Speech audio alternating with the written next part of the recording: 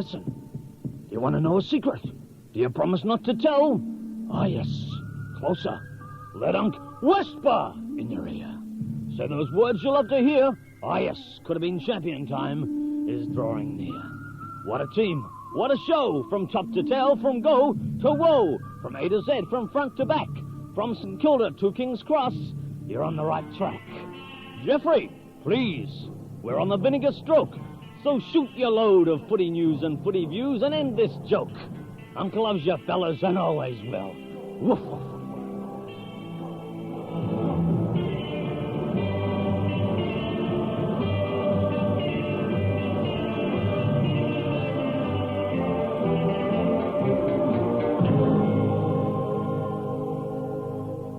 Well, thanks once again, Uncle. And for the home and away season 1986, it's the last time. Thanks for Uncle. 4 weeks of finals left. So Coodabeen Champions, it's 10 o'clock this morning on 3RRR. I'm Jeff Richardson, and welcome all footy followers to the last round of football as we have known it. I think if there is a football god, Fitzroy will win today and go on to win the flag. Also, if there's a football god, the 20th anniversary of St Kilda's last flag will be celebrated out at Waverley today by St Kilda beating Collingwood by a point. Ian Cover, good morning. Tipped. Good morning, Jeff. I'm surprised to see you in here this morning. I thought you would have been down at the MCG queuing up because there'll be a big crowd for Geelong and Richmond today. It's good to see you've worn the Cats colours. Simon, you back from the snow? Yeah, made it back for today. I had to see that 1 point victory. Great. Tone? Yeah, g'day, and I just can't wait to get out to the Western Oval today. What a great day it'll be out there. You can get up and have a look at the plaster bulldog as it weeps tears. Well, yeah, you'll be able to reflect on what went wrong between September 85, the 24th of September 85, and the 30th of August 1986. And what's more, Footscray were just 10 points out of the grand final last year. I think we know that, Cove. How many times have you heard that? Hey, speaking of that, I must admit there are some nasty people in this world that are football supporters, and they don't necessarily belong to this show. But in yesterday's Sun, the 50-50, South supporter Balnarring. Oh, I saw this one. It's sensational. The finger on the pulse of Melbourne. Yeah, it said, when will somebody tell Bobby Skilton that the bloke who plays for the Sydney Swans is Williams, not Williams, W-E-E-I-Y-I-M-S. And can somebody tell me, and I reckon this was the tongue-in-cheek, how many times he's won a Brownlow medal? It was very good. I spotted that. I always look at 50-50 because you can get the attitude of Melbourne on anything. Now, Peter O'Brien, you were going to bring in a special guest for us this morning, Leanne. Yeah, what happened? Yes, now, morning. Leanne's not with us. No, I must apologise on her behalf. She's probably out there listening somewhere. Leanne, if you are listening, I've been trying to contact you at the hospital, but by Jeffrey's bedside, but unfortunately you haven't been there. So wherever you are, could you please give us a call and we can arrange to get you in during the finals? In all seriousness, because you have been working with Leanne on that TV show, haven't you, Peter? Yes, she's been a guest on it. Her and Warwick. Warwick was in to do one scene, which took them about 5 hours to record when he tried to talk. No offence, Warwick, if you're listening. Yeah, hey, I tell you, he means that in the nicest possible way. And with Smokey Dawson last week, he'd obviously been practising it for 2 weeks. Sounded like Robert Caprioli. Said, gee, he's a well-bred footballer. Warwick Capper out of Morris Rioli. Hey, listen, while all you blokes are heading off to big noting yourselves going to the big games around town today, I'm heading down to the Powerhouse Oval to see the OMs and the Bloods playing the Club 18 Grand Final. Yeah. Wish them both good luck. I don't know if anybody else is heading down there. You going down to Boss or? Oh, I might get a look. I mean, I think I've had my fill of social football yes. For the year after last Sunday's Coodabeen's game. Simon, you weren't there? No, I couldn't make it, but on behalf of all the people who weren't there, congratulations to Peter O'Brien, best on the ground, and congratulations, boys, on another good win. I have not been able to walk since. Now, just speaking of social football matches, I've got a couple here just to mention very quickly. The Super Rules Grand Finals on tomorrow in Porter Street, Templestowe. Now, because they're old, they can't go through the rigmarole of having finals.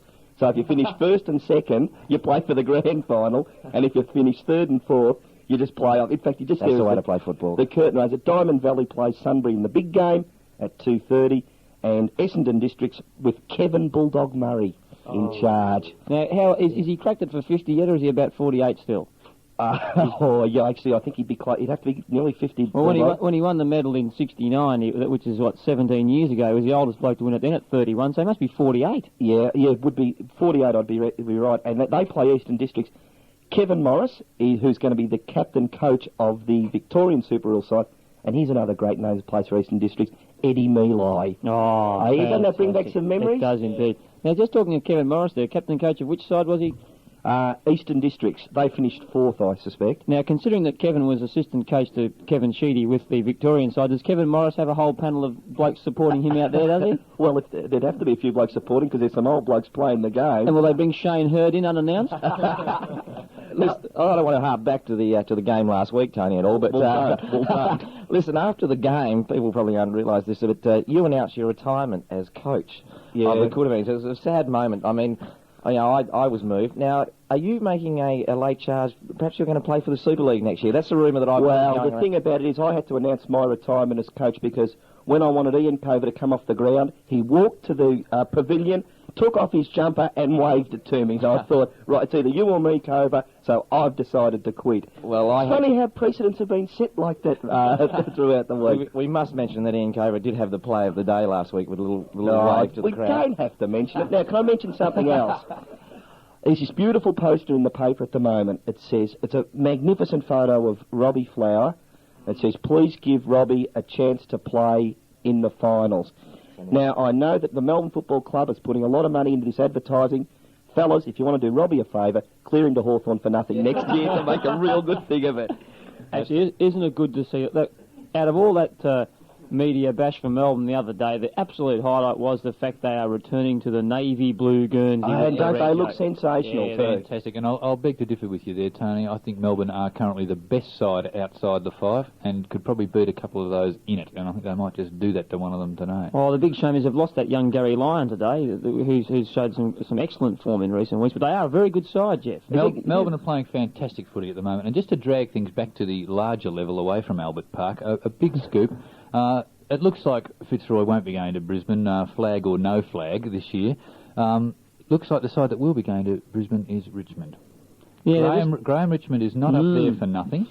And this fabulous deal being offered of 11 matches in Brisbane and 11 back at Punt Road, I think we'll win the next 10 flags. So what are you proposing to do on every second Saturday next year, Jeff? You're going to be in Brisbane or...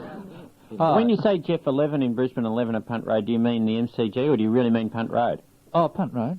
Yeah, the Tigers. But there's no stand or anything left there. There's no crowd. It's only going to be on all TV. their fans. All their fans are in Brisbane. There'll be no one down here watching them. How long does it take to erect scaffolding? That's a big scoop. Now, I went with that one last week, and a lot of people have had a go at me during the week. And Richo, you've changed your. But Richmond have a very big following in National Melbourne. League. Yeah, would they just squander that? Well, if they're playing 11 games in Melbourne, there's a better deal for the members than there is at the moment when you get to see 9. And you can have some of those taken away and moved to another ground as well. Yeah. But you'd have to barrack for Brisbane. You'd have to say, come on, Brisbane. No, you wouldn't. I mean, would people do that? You just continue to say, come on, Richmond. Well, you don't say... problem at all. Well, they did it to South Melbourne, though. They slowly Isn't there a made place them called Sydney. Richmond in Queensland? There's a Richmond River or something, isn't there? No, it'd be a completely different setup. You just have Richmond playing half their games in Brisbane. Not a problem at all. You'd have to add "but" to the end of every call that you call to be. Come on, Richmond, but. Well, Champs yet again has another tune, but we'll just keep you thinking Brisbane while Greg gets ready. Calling Victoria on 3RRR FM. This is the Sunshine State of Queensland. Urging you people out there that there are urgent funds are required to continue the maintenance of the socialist radio station 3RRR FM. Now, how can a socialist radio station operate unless it's got capital funds? This is the way these people operate. So if you want to subscribe, please do. If you're unemployed or pension or student, well, you don't have to pay so much. But if you're working and or employed, typical, you've got to pay twice as much. So ring in now, and if you don't pay, well, we'll take the radio station away from you. Thank you. Shine on me, sunshine, skip-a-dee-doo. We're playing the Zebras today, and I'm the filthiest player in the whole VFA. Oh, they call me Phil Cleary, but you can call me Phil. There's never been a player I couldn't make feel ill. Violence and head wounds are all part of life. The first bloke who gives me lip, he'll find himself in strife.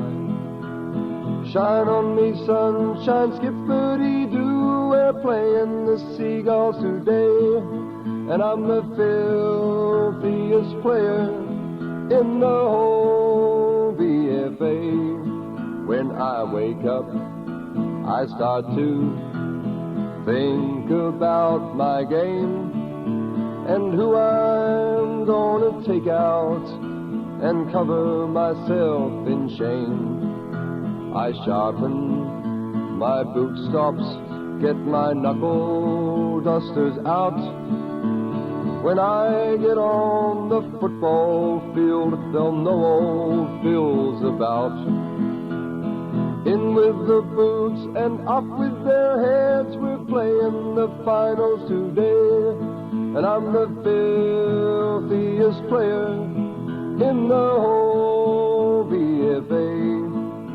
Now some folks may say I don't play by the book, but I say what's wrong with a well-aimed left hook?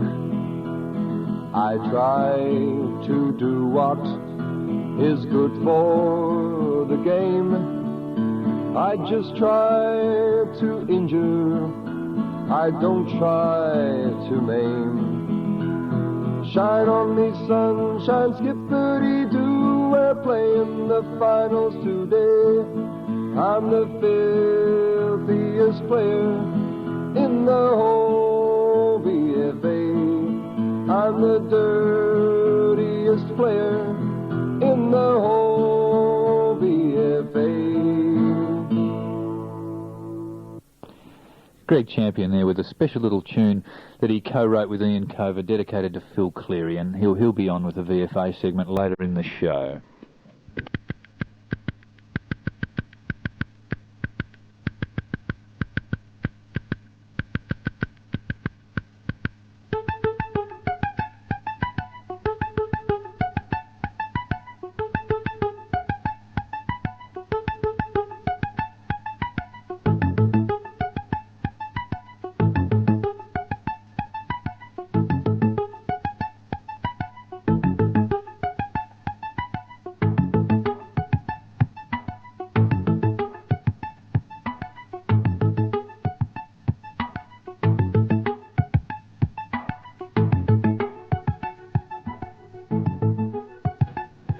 Okay, 10:15, you're listening to Triple R and Coodabeen Champions. And Helen Molnar, good morning. Good morning, Chris. And back from a failed fishing trip, Torch. That's right, they weren't biting this week. Morning, Chris. Morning, Helen. Well, this week we've got a change on the think tank. After introducing non-male panel members, we're now introducing a non-male guest. And I don't really know how to introduce you, Karen. It'd be wrong to say you're Brian Wilson's wife, but Brian Wilson... He's my husband. Right, and you're not his wife then? Yes, I'm his wife, but he's my husband first of all. Okay, well, thanks a lot for coming in anyway. Thanks, Karen. I wanted to ask you a rather silly question, but we're going to get the perfect match new idea question out of the way first of all, which is, where did you meet? Did you meet at a football match?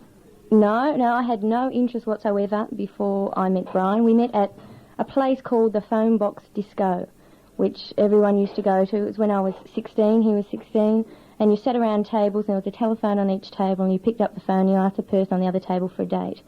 But he was actually chatting up a friend of mine, and so when she went to the toilet, I moved in. I think we can take this up with Brian a bit more, but on a more serious note, there is definitely a very widespread image of a football wife coming a distant second behind training and the club demands. How do you feel about that?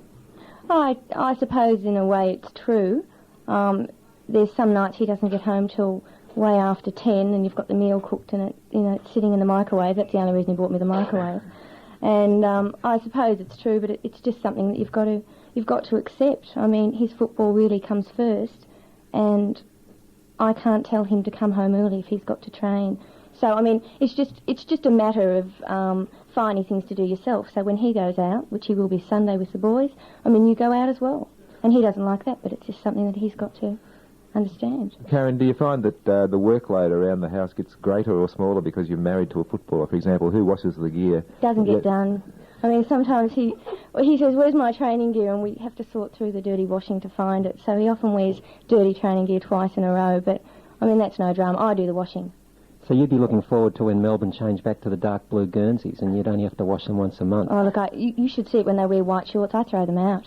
I don't even wash them. Sometimes they get so dirty if they're playing at Moorabbin that you don't even try and get the stains out. You just throw them out.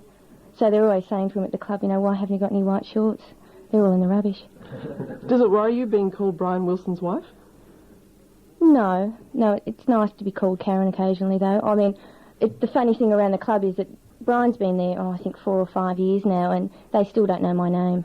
I mean, they ring up on the phone and you get Sharon or Carol or, you know, and you sort of say, well, it's Karen, but, you know, don't worry about it. Brian's the important one at the club, and I understand that, so. What is the place for a football wife at a club? I mean, it's essentially very male-preserved, so where do you fit in? Well, you don't really, because they pretend that the football wife is one of the most important parts of the club, and she's not. I mean, she doesn't get to go on the trips, she doesn't get the luncheons. You know, if Brian's injured, he's the one that's invited to the luncheons, not me. And it's very rarely that the wife plays such a great role except to wash their clothes. Do you find that, therefore, you have to sort of strike up a relationship with other women around the club, other wives and friends, and that to have some sort of social relationship going on between people? Well, I mean, in all clubs, there's people that like each other and there's people that don't like each other. And Brian and I, in a sense, are pretty much separate from the rest of the club in that we really prefer our own company and prefer on a Saturday night to go home rather than go out and socialise at the discos where a lot of other people go. So, I mean, we're disincluded for that. Not disincluded, I mean, he's really one of the boys, but we more or less go home, and therefore that separates us from a lot of the other people at the club. And, I mean, I don't know if that's a good or a bad thing, and it's something that he has to work on, but with me, it's not all that important. I'd rather just go home. But the girls are, all in all, pretty nice. Pretty good. What's life with Brian like when he loses? He doesn't like to lose, but he doesn't like to play badly himself. So it's pretty equal when they lose and when he plays badly himself. It's on equal par. He hates to lose and he really hates to play badly. And I think it's worse when he himself plays badly. Although he feels for the team, it's really awful I feel it more when he plays badly, more than when, I don't care if the team wins or loses. I shouldn't have said that, should I? No. That was in the script. Going to kill me. Yes. No, it's only Melbourne we're talking about here, not Carlton, so it's all right. I prefer it more if he plays well than if the team wins. And that's just me, though. I'm not saying that that's the whole of the Melbourne Football Club. Karen, I had a friend who used to play, and his wife used to go, and she used to read a book, and he broke his leg one day and finished up in hospital, and she didn't realise till he hadn't got home at 8 o'clock that night. I mean, do you take along plenty of reading matter and knitting and stuff like that? I started knitting him a jumper only because all the other boys are doing it, and this is when I first started going to the football. And he nags me every year because all the other boys turn up in their hand-knit jumpers and I'm still going on the one back of the one jumper. So I don't do my knitting. I take reading occasionally, but that's only for before the game because we get there pretty early. We get there about 12 o'clock because I go in with Brian. And so it means you're waiting for 2 hours before the game and you need something to do. And if there's not very nice people around, you want to do something. So I normally read. But, I mean, he's never been injured and me not know. But he often says to me, did you see me kick that goal? And I would have been talking. I said, oh, yeah, it was a good one. But that's about it. I mean, I don't read during the game. I don't knit during the game. Karen, you're going to embark on a career as a tertiary educated person next year. Are you going to have to force Brian to give up some football commitments and allow your career to take first place?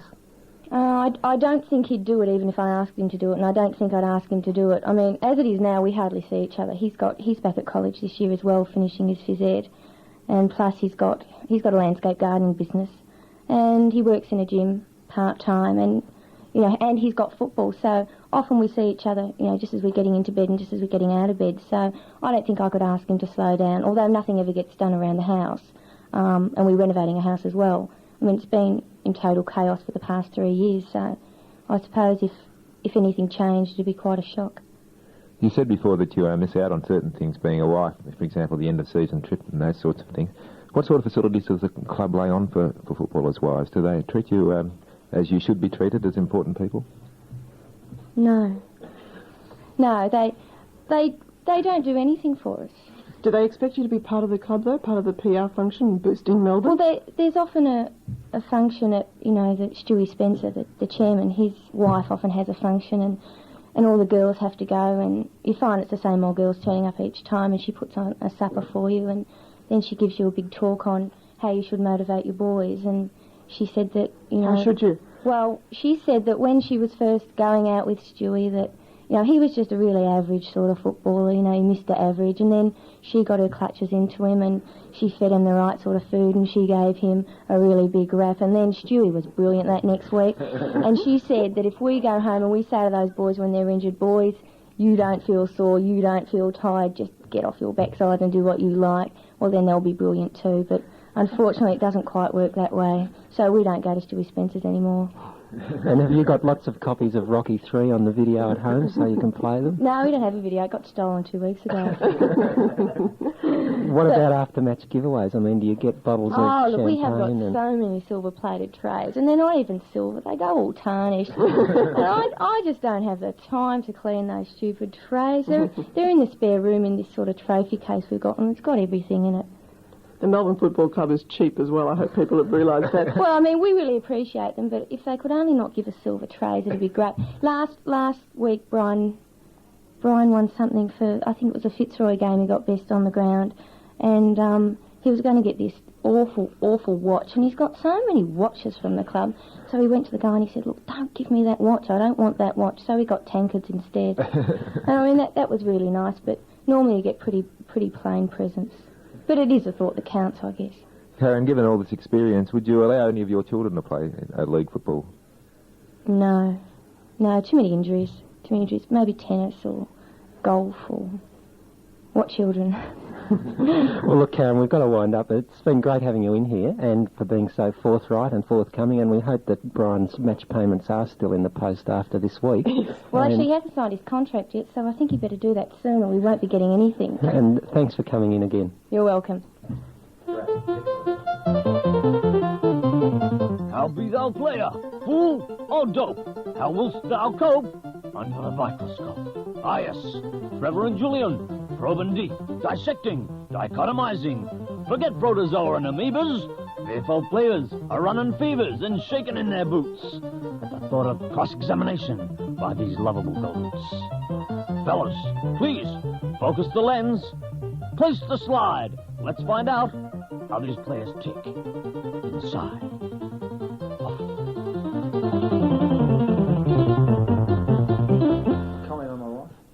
Yes, good morning, listeners, and welcome to Under the Microscope. Well, twisting into focus this week, we've got the one and only Billy Idol, alias Brian Wilson from Melbourne. Good morning, Brian. Good morning.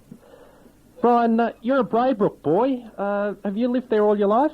Well, I am a Braybrook boy. No, I've lived there since I was, I think, 10 years of age, and, certainly been a good upbringing for myself. I've been fortunate now being at Melbourne. I've seen all walks of life, and I can't say that I'm... Taking a walk on the wild side. Yeah, you could say I've had a few walks on the other side, yeah. It's been quite good, though. Did you go to Braybrook High? I certainly did. Went to Braybrook State School and then Braybrook High. Now, you would have played in the same team as Dougie Hawkins and Robert Gronewegan? That's right. We all played together in the same side, and we were an exceptional youth side. We were beating sides by 40 goals every week. It was quite a joke, actually. And that's when Robert Gronewegan had a bit of pace. And you were the slow bloke. Yeah, I don't know whether poor old Lurch had a bit of pace, but he's stuck by his guns and he's in there now, so I suppose it's a good credit to him. Listeners will note that Brian is putting on an excellent performance at the microphone as Karen had come in here and really showed him how it was done first. Gee, she sure did. She's unbelievable. Actually, Brian, I don't suppose to be much future for you at Melbourne now, and perhaps I could talk to you after the show about coming down to St Kilda. We've got a very good junior development program down there, and the wives will get on very well too, and they like the gifts. They have a very positive attitude, so... And Trevor Barker, of course, is very friendly to everyone. Oh, isn't he? Close and personal friend of Julian and I. Well, I tell you what, I've been to 3 clubs, but after this morning, I think I could be on the way to the 4th club. She's certainly done a good job for me this morning. Yeah, well, Phil Cleary was outside having a bit of a chat with you, so it could be Coburg next year. You never know. Well, you started off at Footscray, Brian. Your first league game at 16 years old. Yes, I'll never forget that, actually. It was the first game. I just turned 16, and I'd been playing in the seconds for most of the year, and I was lucky enough to get promoted to the seniors, and on the bench, and I came at three-quarter time, and we're about a point down or something, and I've got the ball, and I was absolutely petrified. We got the ball out on the wing, and I've got it, and I've picked it up, and miskicked it, threw up after I kicked it. No, I swear that is the truth. Absolutely threw up everywhere. I was so scared. Miskicked it, went straight to Calvin Temple. He kicked the goal, and we were in front. It was unbelievable. Oh, really? Got a game the next week. You'd had an ordinary pizza the night before, obviously, too, Brian. Well, actually, a few dim Sims, yeah, which tend to laminate around the bottom area. Yeah, you had a bit of a weight problem at Footscray, didn't you? Yeah, I did, actually. I was studying to do HSC, and when I was sort of studying there, I tended to eat a little bit at night, and that really put the weight on. Yeah, but since when did you get self-conscious when you got the ball? This must be a first. What's that? I'm not really on that one. Getting self-conscious when you get the ball.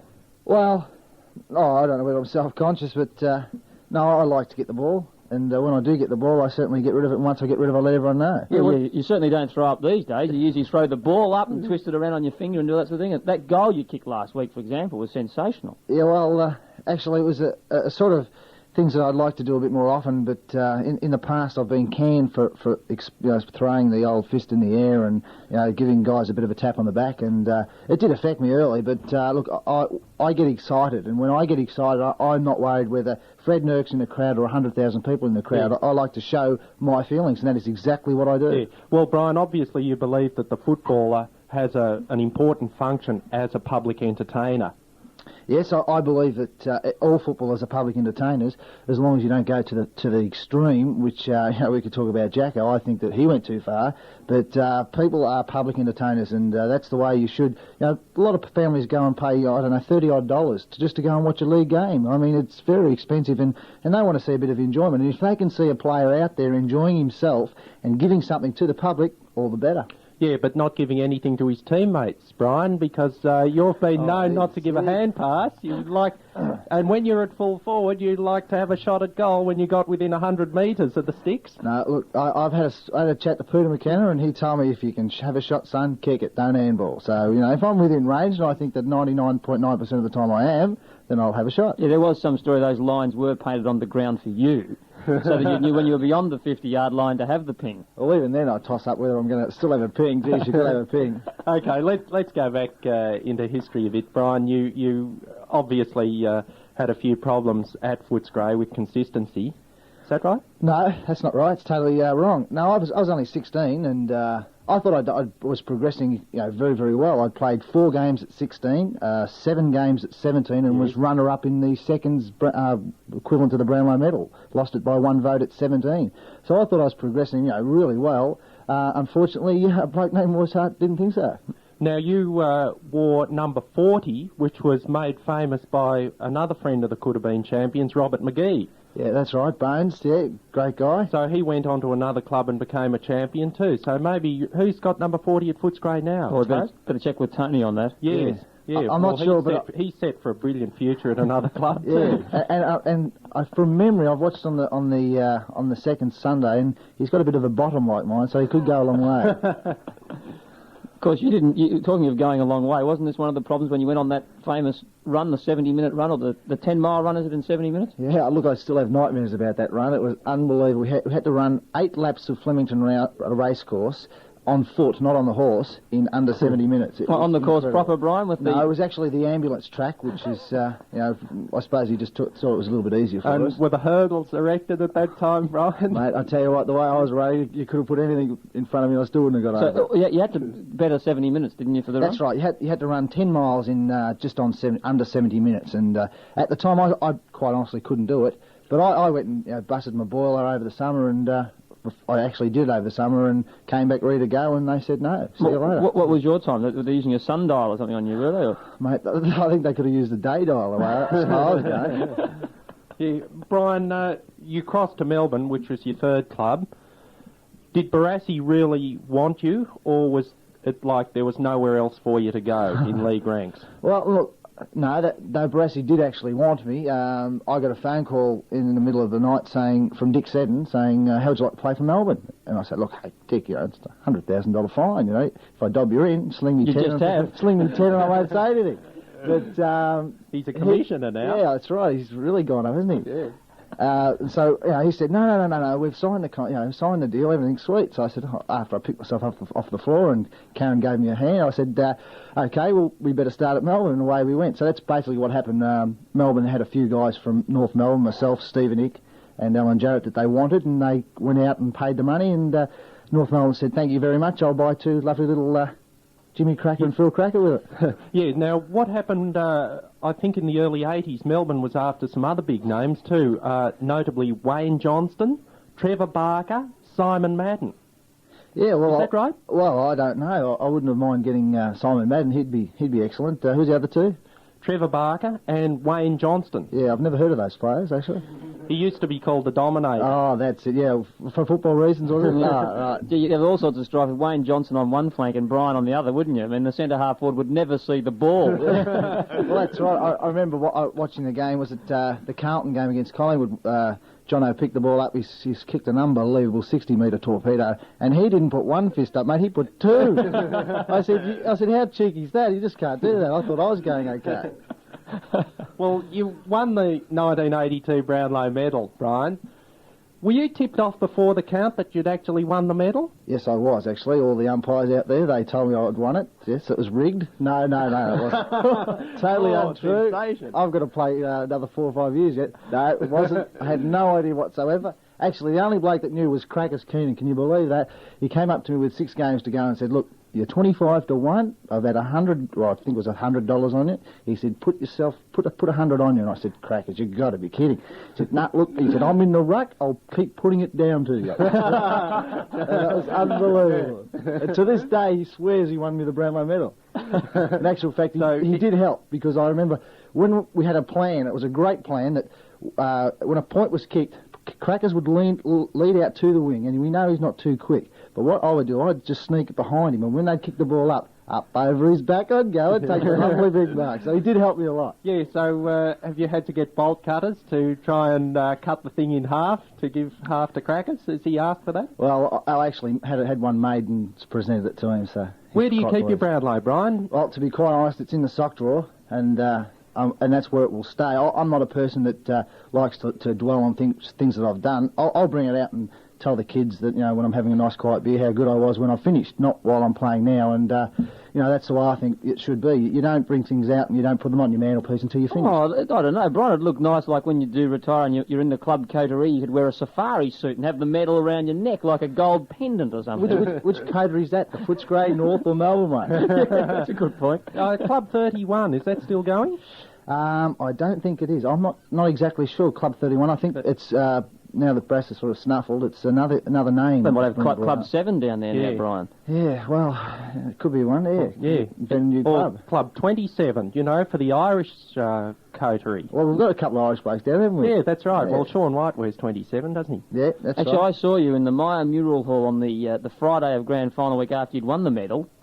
And you were in pretty good form at that lunch too, I recall, Brian. I mean, you'd obviously had a lot of speaking engagements for the week, but you certainly hadn't slowed up on that Friday, as I recall. No, well, look, I'm a guy that certainly likes to have a few words, and if you've got a bit of confidence, then if you can use it in any way you can, why not? Now, I heard you putting in a bid for yourself like this on another radio station one day when they used you, and they said, now, what about a career in the media, Brian? You said, what do you think I'm up here for? That's exactly right. Well, I must have plugged about 25 times, still didn't get an offer. Well, you've only won one Brownlow. You've got another 2 to go before you can be assured a media post as a special commentator. Well, that's right. Or I can just go totally crazy insane, and I'll be similar to Lou Richards, won't I? Well, Brian, I must admire the way you've been able to combine football with a rock music career. Yes, well, it's been a while since I've donned the guitar, but... Well, I still reckon Good Vibrations was the best song you ever wrote. Yeah, it certainly was. Actually, Karen agrees with you there.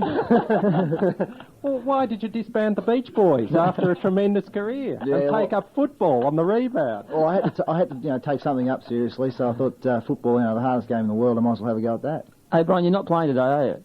No, I've injured my groin, actually. Yeah, have you? I thought I'd keep it up on top. I'm getting actually very worried now. It's starting to go down below, and once you get a few injuries down there, you've got to start looking after your future. Is that from too much running around that ambulance track at Flemington, is it? I'm totally putting it onto that, and I'll have a lawsuit out to Royce Hart very quickly. Brian, thanks very much for coming under the microscope this morning. We look forward to having you on the panel a bit later on. It's been a pleasure. Thank you very much. Thank you.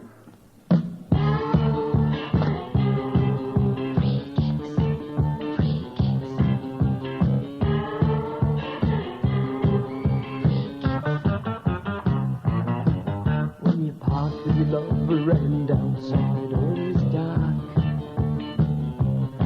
or making love with another undercover from a ride in a park.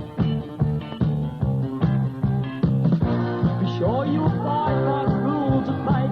Smart men brave and brave men fools. Refrain from action if in doubt, cause if you overstep the mark and serve yourself on the south, free kick.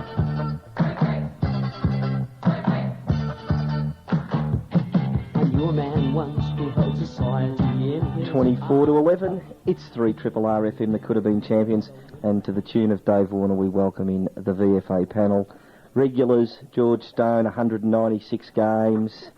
Good morning, Tony. And 100 and, what is it for you, Phil? 192? 92, yeah. Yeah, great. And of course, who else would it be? Finals time, but VFA legend in his own shower recess, Ronnie Main. Good morning, Tony. Thanks, mate. Yeah, it's good to have you back here. How many games have you two put together?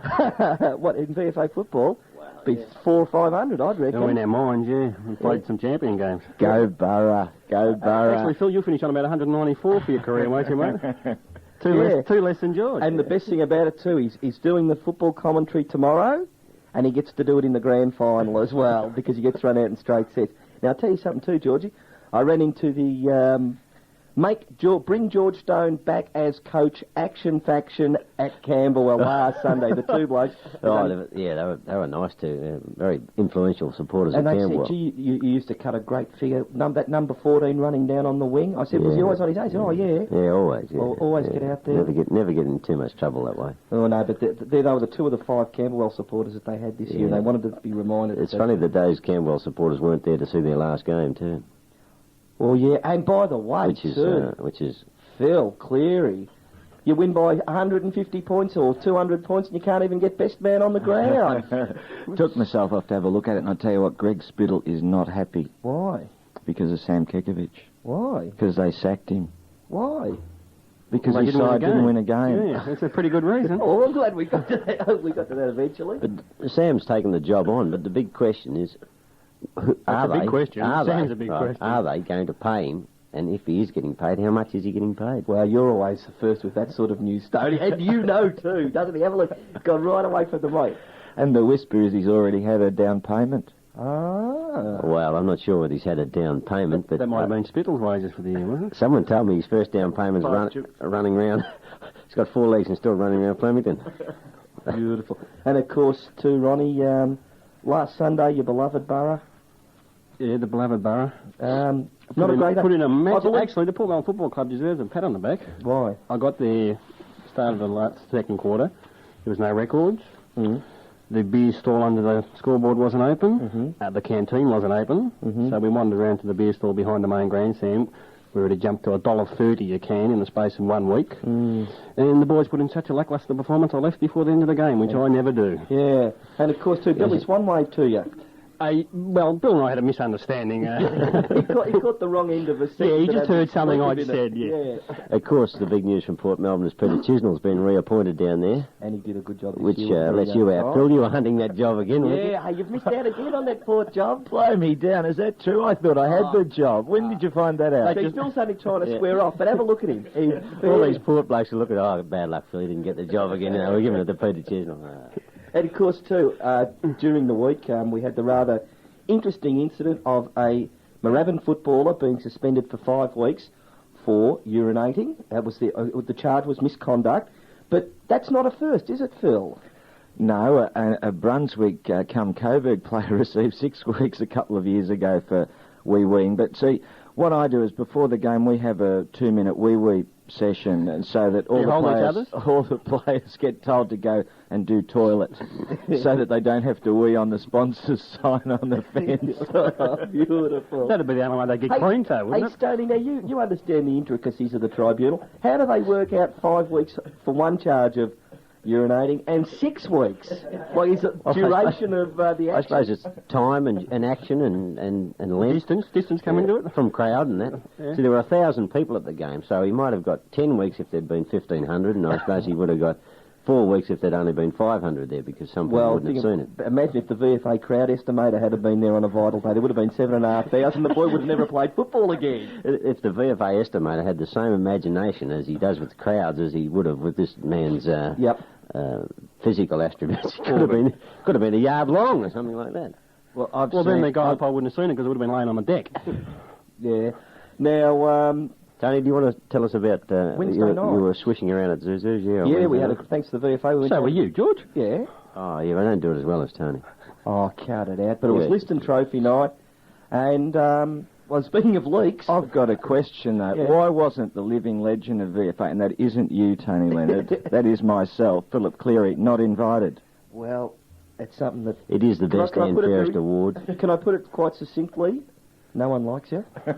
We've been to tell you that for a long time. We only tolerate you, Phil, but no one likes you. That's not a bad effort by Westy Tone, getting dragged twice in the last game and BOG performance. Hey, talking of wee-wees, his problem was poo-poos, evidently. Well, what's this? Oh, he had gastro and he had to rush off and on the field to go to the toilet. Oh, but right. At least he didn't do it on the field. Yeah, actually, it would have been Well, they did it to Frankston, didn't they? Yeah, they certainly The one in Liston, he certainly is a worthy winner too. He certainly is. There was a leak during the week. There have been a number of them. We've discussed them, and obviously Tony West, as given out by the quote sensational Scotty Palmer unquote. But not only did he get first and second right, he got the tie for third place. Yes, and he did tell us who's won the Brownlow medal. Yeah, but we'll save that for a couple of weeks. Yep. No. What about these terrible rumours that it came from a, Sandringham Hotel? No, worse than that. Well, it came from Port Melbourne Hotel. No, it came from a man dressed in... Drag? White. White? Drag. It's a bit like playing charades. What are you going to say next? Yeah. Okay. Now you've got the zebra story there. I got the history of the Sandringham Football Club from 1929 to 1985, and that's available from Dennis Gillenberti for $7. And I've also got the Prams 2 Blues. History of the Pram Football Club by Mark Finney, and that's $15. You can see in Pram you pay a little bit more for quality than you do down the Bayside. Yeah. Now what about page 68 there? Oh, he's got it off me already. Have we got it there? Just read this out. Yeah, I was going to read a couple of paragraphs out of the Blue Boys about myself, but I won't. I'll read it out about Cleary in my best voice. Cleary was and is an association man through and through, and believed that the association football ought to provide room for theatrics, artistry, and the occasional stouch. He himself was capable of delivering an academic apostle, a fire and brimstone speech, and rant and rave all in one address. And this is in the Sandringham Football Club history. A beautiful tribute to a great man. Yeah, but anything else about it, George? Yeah, I'd like to go on and read about Bob Keddy and so forth. Yeah, very quickly, the difference between the coaching styles of Cleary and Keddy. Oh, well, I really don't want to embarrass you any further than I have to. Well, George, just embarrass him. Embarrass him. Well, it goes on down here. Keddy would mingle among his players, speak to them individually, often even in group situations, blah, blah, blah, and it goes over the page over here to Coburg, and it says, Phil, Keddy understood the Coburg strength, their rebound backline, which launches so many of their attacks, right? And it goes on and says, poor old Phil Cleary just didn't quite have it to go on and be a good coach. I agree. Ooh. Let's talk about the two big games. There's only two finals for tomorrow. In second division, Oakley play Paran. And Georgie, one of your old sides is there? Great to see them, and would have won the flag. And I know you've had a bet on them already, so don't say they won't. Ooh. Okay. And of course, the game in first division, Ronnie and Phil, Williamstown and Preston. You know, both sides shouldn't be there, Phil, so I'm not going to say much. Williamstown should still be in second division, and Preston were lucky to win it. Man with a long memory. I think Willie just will sneak in. I think Preston easily. And what about the magnificent Sandringham dynasty, 1985 to 1985? We can discuss it next week. We'll copy you.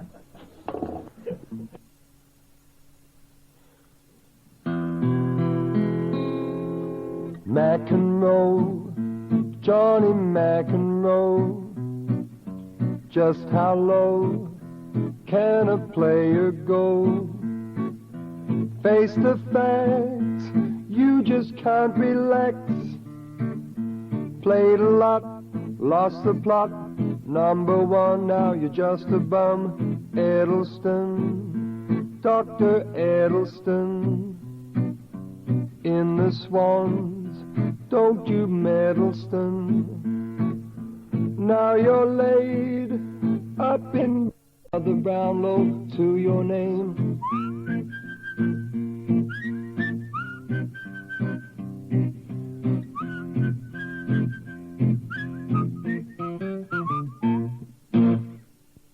Thanks yet again, Greg Champion. 2 new offerings this morning. It's 11:15 here on Triple R. It's the Coodabeen Champions, and it's competition time.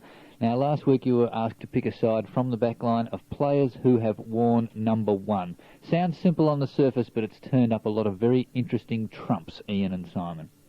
It has indeed, Jeff, and of course we're here in John Canis's absence. We've got one each of 2 here. Mhm. Canis is on a footy on trip. a footy trip. Indeed, and I'm a bit worried he may have taken some of the prizes with him. And they'll certainly be consuming some on the trip. Yes, the team of number 1s, and of course young Chris Byrne, who we met down at the footy last week, was quick to fire off an entry this week, and included players that caught my eye, such as Wayne Foster. I thought he had to be a must. And of course one I liked the look of was Bowden Jaworski. I think you had to have Bowden at halfback. The Mobile boys sent in the usual extremely high standard entry. They had a line of well-groomed 1s. Barker, Smith and Purser, second time around 1s, Rantel, McGee and Cowton, a line of dud 1s, Gary Cowmeadow, Stephen Easton and Jim Canfield. Now, Jim Canfield. Jim Canfield. Carlton, I believe, in 76. Yep. Jim Canfield could have got in a line of unknown 1s, Ron Stubbs, Brett Francis, John Haynes. Now, George Staines not sure about Brett Francis on that one. You might write in, Mo boys, with some supporting evidence on that one, that he wore Hawthorn's number 1 in 1976. He took it over from Bowden Jaworski. Well, he couldn't have. He must have only had it for a year because then Hutto came back and got the number 1. That's right, in 77. Thanks also to the Get Jacko to Sing at the Grand Final faction, but just the name of the faction ruled you out. And also the Why Doesn't Wes Lofts Make a Comeback for just 1 week to Berry Warwick Kappa once and for all, because today's fullbacks are gutless, friendly society. And they bobbed up a couple of names from way back in the past. Like, of course, Sid Coventry would have worn number 1 when he was at Collingwood. And an Ernie Coward on the wing at Essendon. Didn't know that one. And Percy Bentley at Richmond and Harry Collier at Collingwood. Some good ones there from the past. But then they bobbed up with Greg Wells and Gary Cowton on the interchange. And I thought, well, that was just a bit too much in that exalted company. Very good entry from the Get Jack Back terrorist organisation. They picked the side of players whose name included the word 1. So that we had an All-St Kilda half-back line, for instance, with Chris Stone, Elphinstone and Carbone. With the O-N-E on the end. With the O-N-E. And that was a very good entry. Also, that action faction have claimed responsibility for Mr. Edelston's accident. They do, and they also thank us for the mention we gave them on the Inside Football entry. Oh, thanks for that. And also Dick Philpott from down at Highton in Geelong, which is a suburb I used to live in, actually, and he's in Roycroft Avenue up there in the Olympic Estate. They ran out of ideas for names. There was Olympic Estate, there was Roycroft, there was Elliott, Landy, all those streets. And what I like most about this was the parochialism of Dick's entry. In the rucks he had Len Thompson and Mac Richardson, Rover, Wayne Richardson, but then as the coach, Ian Bluey Hampshire, who wore number 1 at Footscray, of course, and it says in brackets, if you want them to do any good, and the alternate coach is Murray Wiedemann, if you don't. A good side of number 1s came from the terrorists. It's becoming, I think they're going to have to be a bit more inventive on the names, as there are a number of people who send it in under that name, and they had the mandatory Bowden Jaworski, and they've got him in particularly highlighted as a star. The other star who they've got highlighted on the half-forward line, John Einsterdale, and that was a good one, I thought, for Richmond. How many games would you have played in the seniors at Richmond? I think you played the whole season. In the 1s, though? Yeah. Well, he played 22 games, you're saying? I would say he played most of the season. No, well, the VFA boys are all shaking their heads vigorously at that one, and they are experts on John Einsterdale just at the moment, having done a little evening last night in his honour down at Caulfield. Indeed. Now, the faction to sell the Western Oval to the Vic Soccer Federation, and so telling us PS the dozen bottles won't go to waste, backed up that sort of soccer angle by naming a team of number 1s, and of course they're all goalkeepers from the soccer world, such as Peter Shilton and Gordon Banks and Peter Bonetti from Chelsea.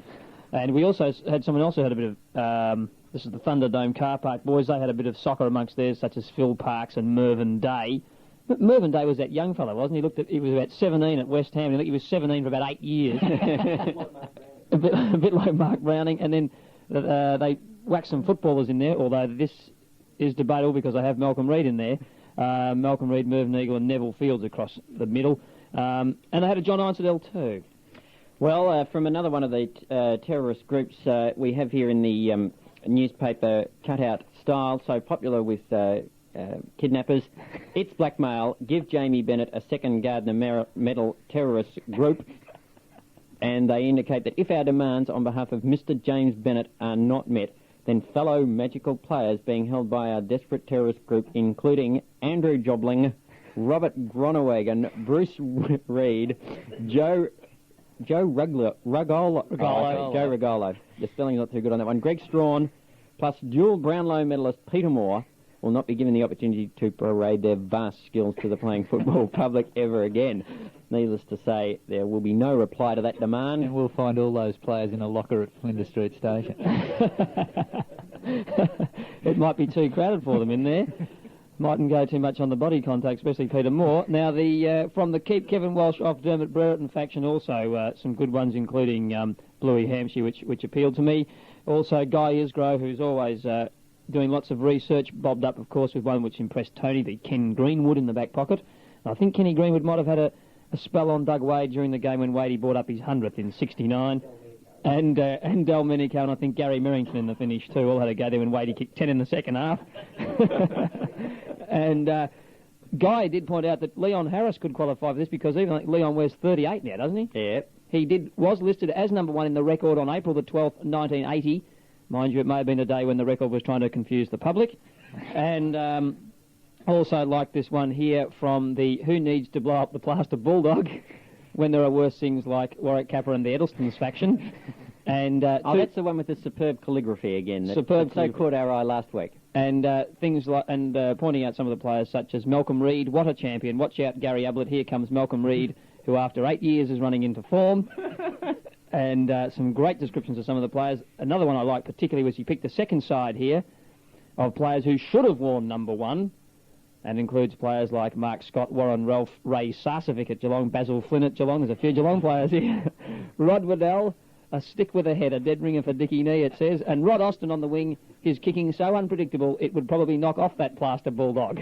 And while we're on the Plaster Bulldog, there's another new faction, another subsidiary of the Commenced Nuclear Testing at the Western Oval faction, and this one is called the Laugh While You Can, You Stupid Plaster Bulldog, Your Days Are Numbered faction. And they have a pretty good team of number 1s too, and they've highlighted them. The dud players are underlined in red, and the criminals are underlined in green. So I won't read the half-forward line. Oh, well, the half-forward line reads Matthews, Keenan, Tuddenham. Forwards, Stubbs, Hudson, Richards, and of course a lot of people did have Hudson because he wore number 1 in his comeback year, 1977. But Ian Covey, you've got the winner. Oh, just before I go to the winner, there's 2 more players that should have worn number 1 in this team here. David Winbanks. He was that close to a Brownlow, but then Brad Hardley drove off in his car with it dangling around his neck, and he never saw him again. And at full forward, Enrico Misso, a star in his own right. And what a great player they would have been. Imagine if they'd worn number 1, they would have been much more in the public eye there. But the one that combined both elements of the good ones and the bad ones was Warwick Vidler of Cheltenham, and had a team of good ones lined up against ones that never were. For example, you had a backline of Herbie Matthews, Terry Waters and Roger Head, and they were opposed to John Haynes, Bradley Smith and Darryl Cumming. And whilst a half-back line for the ones that never were of Ken Greenwood, Ron Stubbs and Gary Cowton actually picked up Sergio Silvani, Mark Lee and Des Tuddenham. And the half-backs in the good ones, Bowden Jaworski, this has done it for me, Paul Roos and Trevor Barker, and they are picking up Brian Walsh, Greg Lester and John Einsteddle. And Tony, the interchange, I want some clarification, just the interchange from the ones that never were, which really got me. Peter Philippou. Filipou, Footscray in the 1970s? No. This could bring the comp undone, Tony. Tony's nodding. Good, fine. So, Warwick, if you give the Bayview Hotel down in Cecil Street, South Melbourne, where the John Canis is now residing from Monday, would you give them a ring down there to organise either the bottles or the greasy parmigianas could be on from this week? Yeah, I think the greasies are back on. Just ask for John Canis when you get down there. You might give him a day or two to recover. Yeah, that winning entry is terrific. Two whole sides. Fantastic. Now, the competition for this week, once again, the prize comes courtesy of the Bayview Hotel, South Melbourne. You've got to send your entry in here to the Coodabeen Champions, 3RRR 25 Victoria Street, Fitzroy. It's a special competition relating to the guest that we had in today, which is Brian Wilson and his wife Karen. Now, Dr. Duke, you've turned your mind to this. And I you've have. come up My with this. highly charged intellectual brain has been going over this. I thought that in honour of our very special guest, Brian Wilson, we would ask for a side consisting entirely of selfish, euphemistically known as hungry players, although I think we met someone this morning who can wrest the ball from Brian when that job is required. The players who love to dash down the flank, for whom the word handball is a nightmare. The full forward who insists that all other players in his team not come closer to him than the centre line. And you can include players who will pass or handball to other players if those other players are only members of their own personal families. This might be the only VFL side in which Jacko ever gets named again, by the way.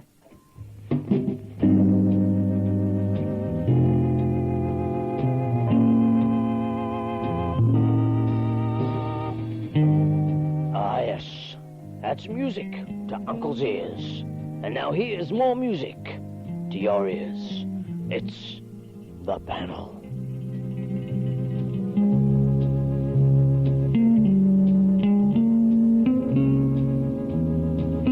Well, thanks once again, Uncle Doug. It is panel time. It's 3 minutes to 11, and the very last round of football as we have known it. And I think the really big game today is the 1966 Grand Final replay out at the Thunderdome. St Kilda playing Collingwood. Simon. Yes, traditional rivals, St Kilda and Collingwood, meet out at VFL Park today, and I think Jeff tipped it correctly when he indicated at the start of the show that this is the game where history is turned on its head, and, well, actually, it's not turned on its head, is it? It's going to be repeated. And I'm tipping the Saints to win by that solitary 1 point yet again. All right, naming the ball and the pocket. Who'll kick the point? Well, I'm going to let the cat out of the bag here. Barry Breen will be in the side. Which Collingwood player will handball to him? The Ted Potter will get his wish. Okay, well, that's pretty clear cut. We've got the whole panel in agreement there, the Saints to win by 1 point. The next biggest game is between the two worst sides in the league at the moment, Geelong and Richmond. Now, Ian, you and I are heading down to the G. Tip the crowd at the G today for the Geelong-Richmond game. Oh, there'll be 20,000 there, 'cause you can sit in undercover. This is the 19th anniversary of Geelong and Richmond's grand final in 67. When Fred Swift marked behind the line. Yes, and no doubt some Richmond player will do the same again today when Gary Ablett kicks one from the centre. And I think Gary Ablett might kick 16 in a losing side. There's every chance of that too. I'm just disappointed I didn't get to do a preview last week because I could have said then it was the penultimate round, but here we are at the ultimate round, and I'll go for Geelong today. I've got the colours on, so I'm going for Richmond today. I think they're going to have too much trouble down at Richmond. They're not playing as 20 men together. Oh, they've had a big spank at training this week. Now Fitzroy. Whereas unity really is the key word at Geelong, isn't it? Fitzroy are playing South, and Mr. Edelston has put his house on the market this week, so there's all sorts of trouble there. I think Fitzroy will begin their storm through to the flag. There's not too much doubt about that one. Now Footscray are playing someone or other, aren't they, Tony? Yes, they certainly are. Let's go Footscray. Dukey, I suspect you'll be out there too. And as football, as we know it, 7 months' time, I wouldn't miss it for quids, even though Footscray can't make the 5. And 1 second, tomorrow at Camberwell at 11 o'clock, the Herald plays the Sun in the grudge match. Footscray to win by 15 points. Do you realise in making that selection that Groenewegen is in the side? Yes, I know. Give us a G, give us an R, give us an O. And Melbourne, as we said at the start of the show, best side outside the 5 and capable of beating those in it. You with me? With Melbourne? The Demons will go very nicely today. I'd like them to see to wear the navy blue Guernseys today, actually. Yeah, I wish they would too. Well, listeners, it'll be the finals next week. We're looking forward to seeing those of you who have booked on Tuesday night down at South Melbourne. Isn't Essendon and North playing in one of the games, Jeff? Oh, yeah, but there's not much interest there, is there? Have we sold out for Tuesday? We have, yes. Oh, well. So yeah, my tip on Tuesday in the big game is the Coodabeen Champions by a couple of points from the ABC. From the ABC. That's it for the Coodabeen Champions. Lawyers, Guns and Money are coming up. We'll see you next Saturday morning.